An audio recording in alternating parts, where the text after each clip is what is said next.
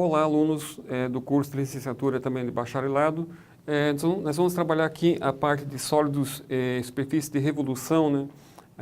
Também a pedido na tutoria, né? Por que chega na fórmula lá da área de superfícies de revolução, né? Então aqui é o seguinte, se imagine que eu tenho aqui uma semicircunferência, né? No plano, né? Se você girar, né? Fazer um giro dessa semicircunferência, você vai ter, né, uma figura conhecida, né, do espaço, né, que é uma esfera, né? Se você tem aqui um segmento, ó, e você também fizer o giro, né, girar, você vai ter, né, um cilindro. Aqui também você tem um segmento, né, podia ser uma bissetriz, né, do primeiro quadrante, né? Também aqui você tem uma figura também conhecida na geometria espacial, que é o cone, né? Então, se eu precisasse calcular a área e volume dessas figuras, né, eu já tenho fórmulas prontas para ela lá na geometria espacial, né? Tenho fórmula para esfera, tenho fórmula para cilindro, tenho fórmula para cone, né? Agora, quando eu tenho figuras diferentes, né, que não tem esse formato conhecido, né? Por exemplo, né, eu tenho aqui uma função,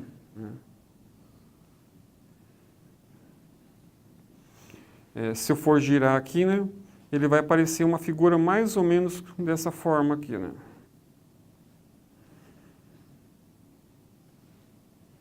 O desenho não ficou bom, né? Que não tem uma fórmula pronta como tem para essas fórmulas aqui. Então, eu preciso desenvolver uma fórmula para determinar, por exemplo, a área da superfície ou o volume, né? Na prática, pode ser, eu preciso, por exemplo, a quantidade de material, por exemplo, vamos supor que isso aqui seja uma peça mecânica, né? Eu preciso saber quanto que eu vou gastar de lâmina de aço para construir essa peça, né? Então, eu preciso achar a área da superfície, né? Ou, se for uma peça sólida, né, eu preciso achar o volume dela, né? Então, eu preciso determinar, então, uma expressão. Então, é isso que nós vamos ver agora.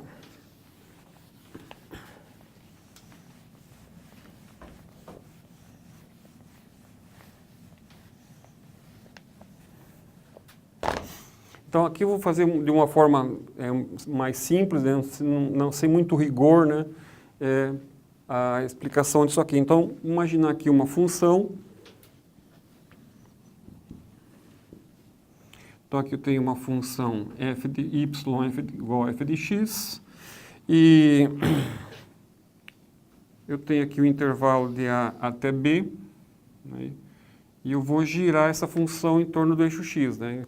Eu posso girar em torno do eixo y, posso girar em torno de outro eixo, mas nós vamos nos limitar aqui apenas do eixo x, né?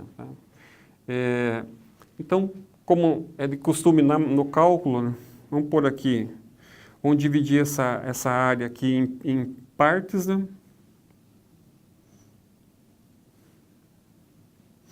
Então, aqui tem x0, né? Aqui x1, aqui eu vou ter x2, né? x3, x4, e aqui o b vai ser meu x5. Então, se eu girar essa figura, né, como nós já vimos no anterior, eu vou ter uma figura parecida com essa aqui, né? Então, o que vai ser esse corte, ó? Esse corte que nós temos aqui, ó, cada um desses cortes aqui, ó, essa região que nós temos aqui, ele se aproxima, né, de um tronco de cone, ó.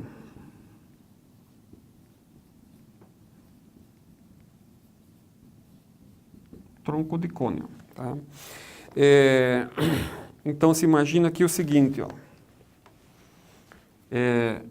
Pegar aqui um pedaço aqui, ó. Eu vou ter aqui um desses pedaços aqui da figura, ó, né? Então, esse aqui vai ser o meu raio R1, aqui vai ser o meu raio R2, né? Esse está aqui, né? Esse aqui vai ser o R2, e aqui eu tenho o R1, ó, né? E aqui eu vou ter um segmento, né, que vai se aproximar da minha curva, ó, né, que vai ser No livro ele chama de L, né, que é a geratriz do cone, né, que é a altura lateral aqui do cone. Né. E aqui eu tenho a altura do tronco, né, H. O que vai ser essa altura? Essa altura é a variação aqui do x, o delta x. Ó. Então, o H aqui ele é igual a delta x. Né. Então, essa aqui é importante. Ó. Outra coisa, a área para o tronco de cone, nós já conhecemos que é π vezes R1 mais R2 vezes a geratriz. Né? Vezes a geratriz. Ó. Então, o que nós vamos fazer agora? Eu vou precisar transformar essa fórmula que nós conhecemos lá da geometria espacial para o cálculo diferencial. Ó, né? Eu tenho que transformar isso aqui. Ó, tá? Então, o que é o R1 e o R2? Ó? O R1 é o valor aqui, esse aqui é o valor da função. Ó. Você tem aqui o valor da função, aqui vai ser o f de x, no caso, x2. Ó. Esse aqui vai ser o f de x3. Ó, né? Que nós vamos chamar aqui de f de xi. Chamar aqui de f de xi menos 1.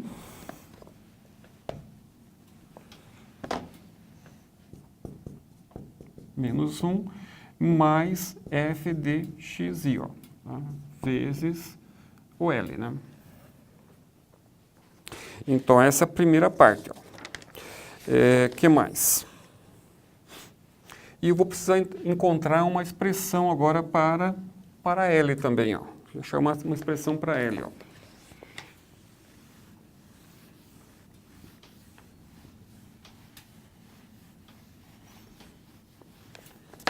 Então, para L, ó. Então, para L, eu vou imaginar aqui o tronco de cone. Ó. Tem aqui o tronco de cone. Ó.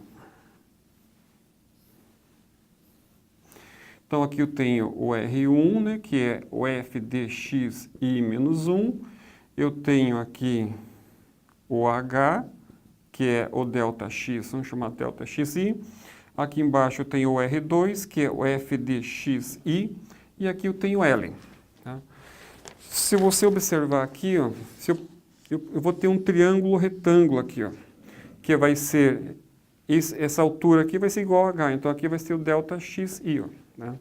E aqui embaixo eu tenho a diferença, né? Aqui vai ser a diferença de R1, desculpe, R2 menos R1, ó, que é nada mais que a diferença de f de xi menos f de xi menos 1. Ó. Então, usando Pitágoras aqui, você vai ter o seguinte, ó. Eu vou ter que o L ao quadrado vai ser igual a delta xi ao quadrado mais f de xi menos f de xi ao quadrado. Tá? Essa fórmula aqui é muito parecida com o que a gente já viu já em comprimento de arco. Né? O que mais? Eu vou substituir essa função aqui, ó, por essa função aqui, ó, essa diferença, né? Você tem o seguinte, ó, lá da equação da reta tangente, ó, lá do cálculo 1, ó, você tem que f de xi, ó, menos f de xi menos 1 é igual à derivada de f de xi vezes a variação de delta x, a variação de x, né? Então, eu posso trocar aqui nessa diferença, eu vou trocar por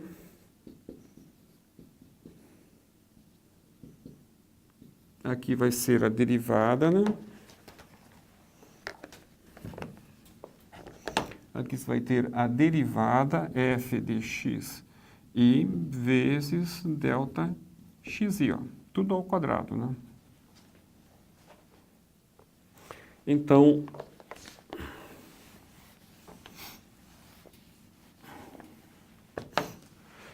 substituindo, não, acho que agora antes vamos simplificar um pouquinho mais. Isso aqui vai ficar raiz quadrada, o delta que eu posso fatorar, né? Então, fica 1 mais a derivada de x ao quadrado vezes o delta xi ao quadrado.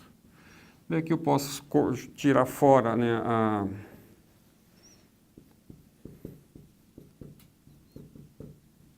o delta x. Então, aqui eu já tenho o meu L. Ó. Tá? Então agora eu vou voltar lá para a função, né? Meu L, né? Então eu vou voltar agora para essa igualdade aqui, ó. Então eu já tenho aqui a área, ou S, como aparece nos livros, né? Vai ser igual a π vezes f de x e menos 1. Não. Aqui vai ser π vezes... tá certo, f de x e menos 1 mais f de x i vezes o L, que é essa expressão aqui.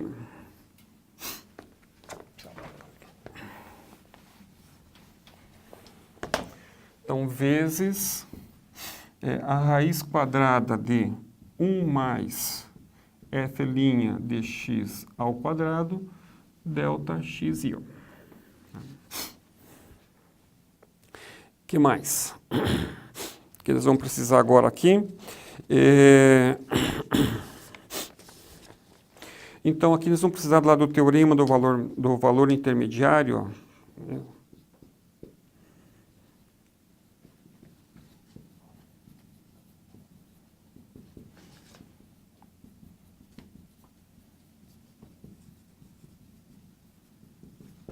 Que diz o seguinte, né, que a metade de f de x i menos 1 mais f de x i é igual, quer dizer, tem um valor para uma função nesse intervalo. Ó. Vamos chamar aqui asterisco i. Então, eu vou trocar essa soma aqui de funções por f de x.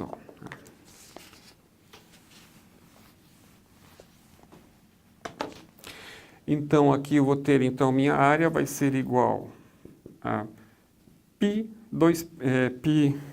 esse 2 aqui vai passar multiplicando o f, então eu vou ter 2f de x i vezes o meu L, né? Meu L que é raiz quadrada de 1 mais f' de x ao quadrado, né? Delta x i. Então,